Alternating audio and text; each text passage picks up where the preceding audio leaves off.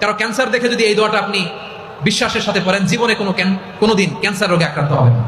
অন্যের বিপদ যদি দেখেন, এটার জন্য একটা দোয়া আছে। অনেক সময় আমরা দেখি হাসপাতালে ক্যান্সারের 3rd স্টেজে চলে গেছে, লোকটা হ্যাংলা হয়ে চিকন হয়ে হায়রে কি কষ্ট পায়, দেখি না? বিষ্ণু বলে একটা দোয়া যদি কেউ অন্যের কোনো বিপদ দেখে পড়ে, ওই বিপদ তার জীবনে কখনো আসবে না। শুনবেন? শোনার আগ্রহ আছে? অনেক সময় হয় যে আমরা মহাসড়ক দিয়ে যখন চড়ি, দুর্ঘটনায়, আইরে আল্লাহ, দুর্ঘটনায় মানুষের মাথা একদিকে, দেহ আরেকদিকে, ব্লিডিং, এরকম হয় না? আল্লাহ তুমি হেফাজত করো।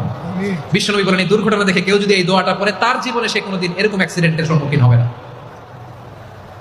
শুনবেন?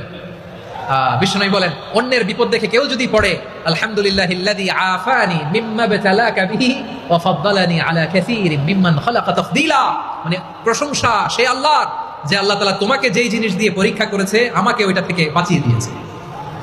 তোমাকে আল্লাহ যেই বিপদে ফেলেছে, আমাকে ওই বিপদ থেকে তিনি মুক্ত রেখেছে, আর তার অনেক সৃষ্টির উপর আমাকে তিনি প্রাধান্য দিয়েছে। সুবহানাল্লাহ পড়েন। যে কোনো বিপদ, কারো ক্যান্সার দেখে যদি এই দোয়াটা আপনি বিশ্বাসের সাথে পড়েন, জীবনে কোনোদিন ক্যান্সার রোগে আক্রান্ত হবেন না। দুর্ঘটনা দেখে যদি পড়েন, ওই দুর্ঘটনা আপনাকে স্পর্শ করবে না। যে কোনো কারো বিপদ দেখে যদি কোনো বিশ্বাসী বান্দা এই দোয়া পড়ে, বিশ্বনবী বলেন লাম ইউসিবহু যালিকাল বালা, ওই বিপদ তাকে আর ধরবে না। উফিয়া মিনহু মিন যালিকাল বালা কাইনাম মা কান, সে যতদিন হায়াত পাবে কোনোদিন ওই বিপদ তাকে স্পর্শ করবে না।